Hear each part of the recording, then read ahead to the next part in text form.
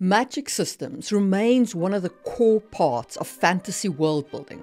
Whether you're building a soft magic system or a hard magic system, whether your whole world building is soft or whether your world is rock solid going all the way back to prehistory, magic systems are the core of the fantastical elements that the reader experiences. And so it makes sense that we as fantasy world builders spend a lot of time on creating them. But how do you know you're on the right path? How do you know you're building an engaging magic system? I ran a giant fantasy survey, and a lot of the questions were framed to delve into what readers really love about magic systems. Today, I am here to share those insights with you. Welcome to another episode of Just in Time Worlds with your host, Marie Mullaney. Today, we're talking about 5 things readers love in magic systems.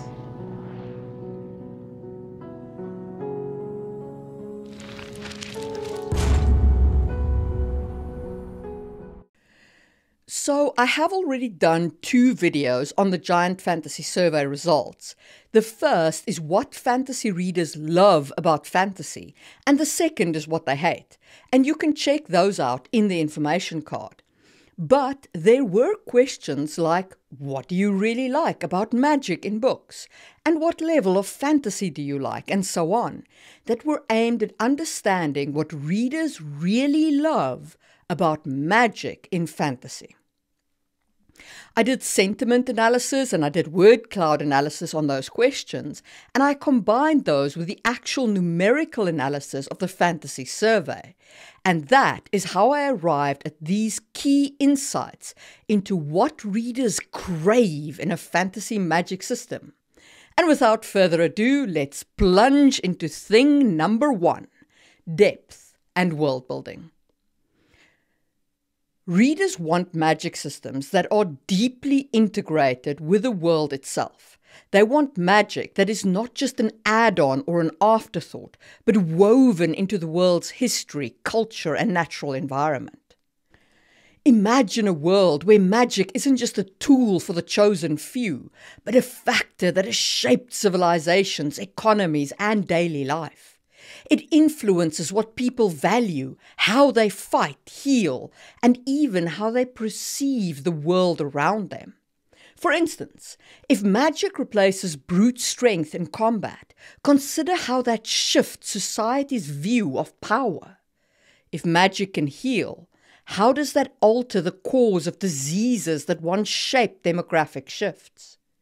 If magic ensures safer childbirth, what does that mean for the role of women in society? These considerations should ripple through your world building, affecting everything from social hierarchies to architectural styles. Take the Stormlight Archive by Brandon Sanderson, where magic is not only a part of the world's ecology, but its economy, culture, and religion. Stormlight, harvested from Tempest, fuels not just spells, but powers magical artifacts integral to society's structure, like the Span Reed. The societal reverence for those with light-colored eyes, a sign of frequent magic use, showcases how deeply magic can influence cultural norms and social structures. Their status and hierarchy literally calls back to magic users being the ones in power. However, the challenge with world building like this lies in integrating this depth without drowning your readers in exposition. You want to avoid dumping them with chapters of lore, and instead you want to gradually reveal the magic system and its impact. Let your readers discover magic's influence through the eyes of your characters, learn about its history through legends woven into the narrative, and see its impact on the world through the story's unfolding events. This way, the magic system enriches your world without overwhelming the narrative flow. By embedding your magic into the very fabric of your world, you offer a more immersive and compelling experience, allowing readers to truly live within your creation. I did do a video in part on this very topic, which you can check out in the information card. And let's move on to thing number 2, complexity and clarity. So in the previous video, I discussed how readers are like cats. They'll lie there with their bellies open and be like, pet me, give me all the fantasy. But then, without any warning, it'll be all claws out. And no, not like that. Now you can only pet me with your eyes. And they suddenly dislike the same thing that they liked a moment ago. And it's like that with complexity and clarity. Readers like a complex magic system, but they do not want a magic system that leaves them confused. They want to understand the magic system, but they want it to be complex. So clarity and complexity is what you're aiming for. And what do they mean by complex? Well, there are a couple of magic systems that came up repeatedly. Harry Dresden's magic system with its spells and potions and so on. Of course, Sanderson's systems came up time and again, as did Adrian Tchaikovsky's Apt, which I'll talk more about in Thing 3. But what I derived from what readers like in complexity is that they like a multifaceted magic system. They enjoy a system that has versatility and that isn't just the same thing for everyone. Something that has clever applications, something that changes over time. Of course, one of the challenges of this kind of magic system is avoiding exposition dumps when conveying the complexity of the magic system. And here I'm going to cite myself as an example of doing this well, since I have received good and independent reviews of my organic world building in Sangwheel Chronicles. And you can check out how I did that in detail with specific regard to magics in my video on Chapter 1, where I read the book and go through the world building. But the TLDR of how to do this organically is 1. Use practical applications of magic to show the reader how magic is cast. 2. Have characters teach or be taught magic, allowing you to add exposition through dialogue. And 3. Use magic in conflict resolution to show its application. Any or all 3 of these techniques work well to give the reader a clarity on a complex magic system. Okay, enough tooting my own horn. Let's move on to Thing 3, unique sources of magic. Diving into the magical realms of fantasy, it is the odd and unusual elements that capture our imagination. In magic, this involves tapping into lesser known or underexplored elements, be they from nature, mythology, or even the realms of science. By grounding your magic in unconventional sources, you can create a system that stands out in the crowded landscape of fantasy literature.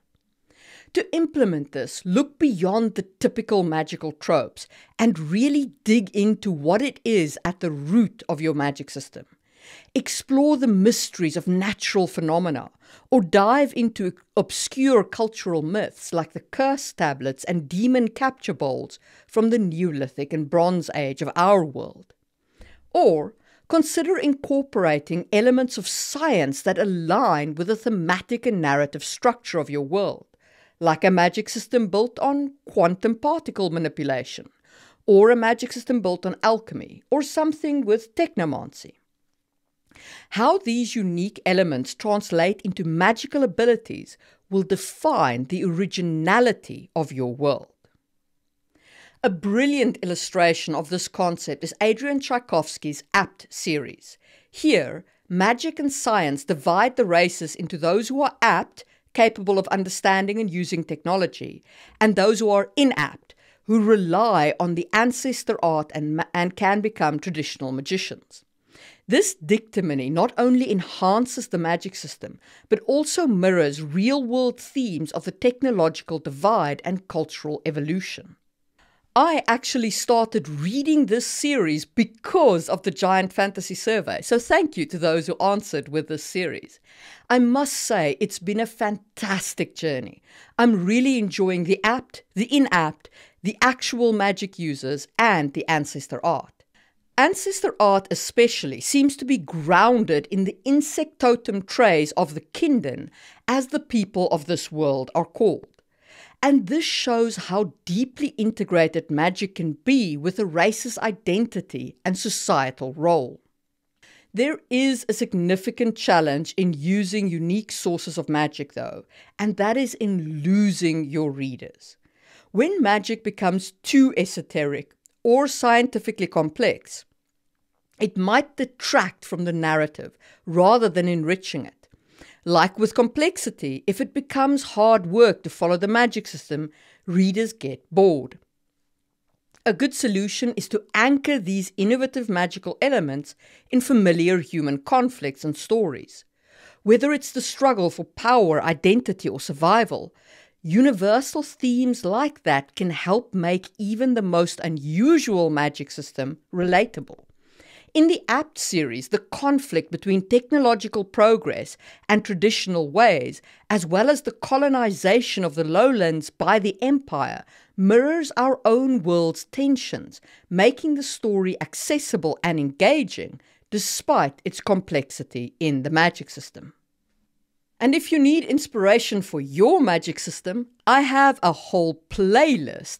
And I'm working on a new video about drawing magical power from nature.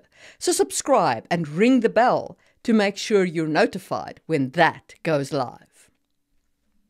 Okay, let's move on to thing 4, balancing darkness with light.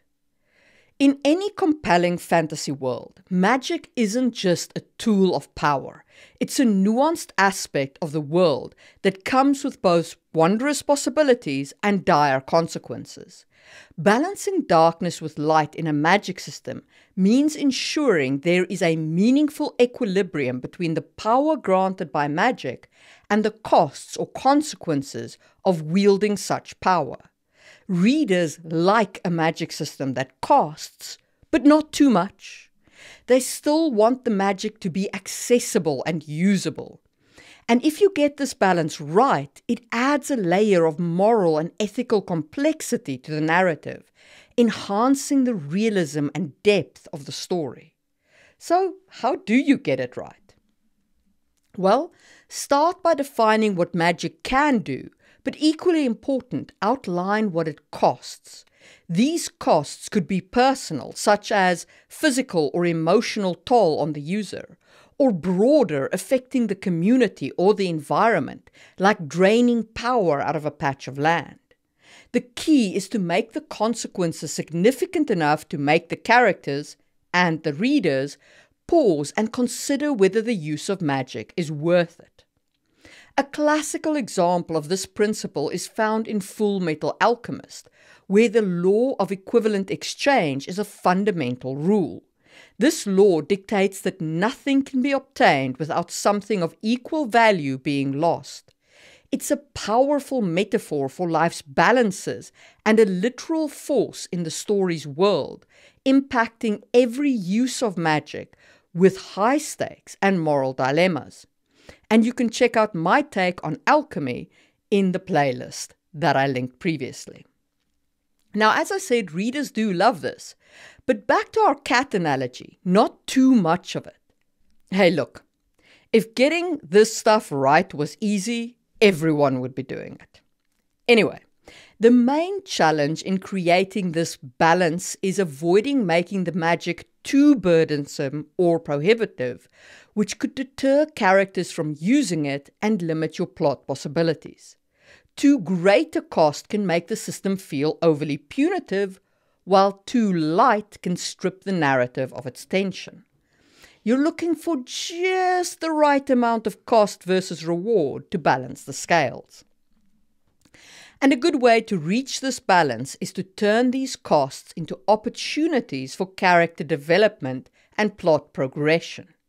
For instance, the sacrifice characters choose to make, or refuse to make, can drive the story forward and deepen the reader's emotional investment.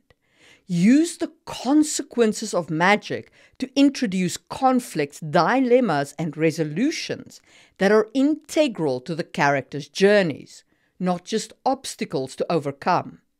This approach keeps the narrative engaging and dynamic, leveraging the inherent drama in the cost-benefit analysis of magic use. But the cost of magic isn't the only way to limit its use. Readers also like thing number 5, innovative constraints. So let's talk about that now.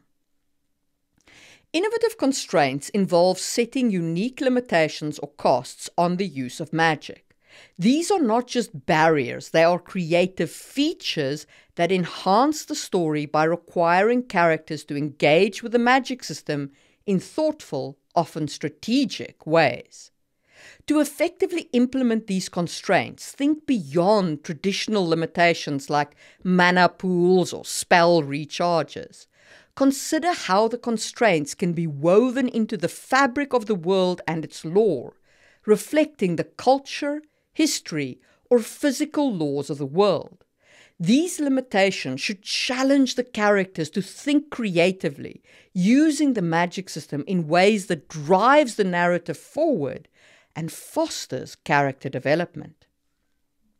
A great example is from Brandon Sanderson's Mistborn series, where the magic system, known as allomancy, isn't just a set of powers. It's a meticulously crafted element of the world that interacts deeply with the plot and character development. Allomancers gain their powers by ingesting and burning specific metals, each of which grants a distinct ability. However, these powers are not limitless. They are bound by several innovative constraints. 1. Finite resources. The metals required for allomancy are finite and must be ingested to use the powers. This introduces a strategic layer, as characters must manage their metal resources carefully, planning their use in advance of conflicts and tasks. 2. Metal specificity. Each metal grants specific powers, and the effectiveness of these powers can vary based on the purity of the metal and the skill of the allomancer. This specificity requires characters to think critically about which metals to carry and when to use them, adding a tactical depth to confrontations and challenges. 3. Physical and mental costs. Burning metals can have physical and psychological effects on the user. Prolonged or improper use can lead to severe consequences, ranging from physical exhaustion to mental degradation. These risks add a moral and physical cost to using allomancy, forcing characters to weigh the benefits against potential harm. 4. Genetic limitations. The ability to use allomancy is genetically inherited, predominantly within the noble class. This genetic constraint not only affects who can use allomancy, but also influences social dynamics, creating a caste system that fuels conflicts and drives the story's socio-political narrative. And 5. Counterplay. The presence of certain metals like aluminium and its alloy duraluminum can negate or enhance allomantic powers. Characters must consider potential counterplays by adversaries, introducing an element of surprise and uncertainty in battles and strategic planning. These constraints are not merely obstacles, they are deeply integrated into the plot, influencing the economy, social hierarchy, and individual character arcs. By carefully balancing the powers with their limitations, Sanderson creates a world where the use of allomancy is as much about strategic planning and personal sacrifice as it is about the spectacular display of powers. However, there are readers who complain about such systems, calling them video game equivalent systems. And therein lies the challenge with designing such constraints. You have to ensure that these constraints actually enrich the story rather than stifling it. Overly restrictive magic systems can hamper character actions and slow down the plot, while too lenient constraints may fail to add the intended depth or tension. To address this, weigh up what your constraint adds to the plot or your character development. Your limitations should open up as many narrative possibilities as they close, creating moments of tension and resolution and character development. Each constraint should have a reason rooted in the world's history or mechanics, making them feel organic and justified. By doing so, you turn potential storytelling obstacles into engines of plot progression and character growth. And thereby you also integrate your magic deeply into your world and your characters, bringing us full circle to the things that readers like about magic systems. And there you have it. Those are the 5 key insights I sucked out of the marrow of the giant fantasy reader survey. What magic system do you feel has best done any part of these 5 points? Let me know in the comments below. And if you enjoyed this video, give it a thumbs up and consider checking out my epic fantasy series, Sangwell Chronicles, with its magic and prophecy and complicated tricksy chosen one trope, and the organic world building. But don't feel pressured to support me financially. You can also support the channel just by watching another video. Since you enjoyed this one, check out my Magic Systems Made Easy video, and I will see you soon for another episode from Just in Time Worlds, where we build what we need when we need it.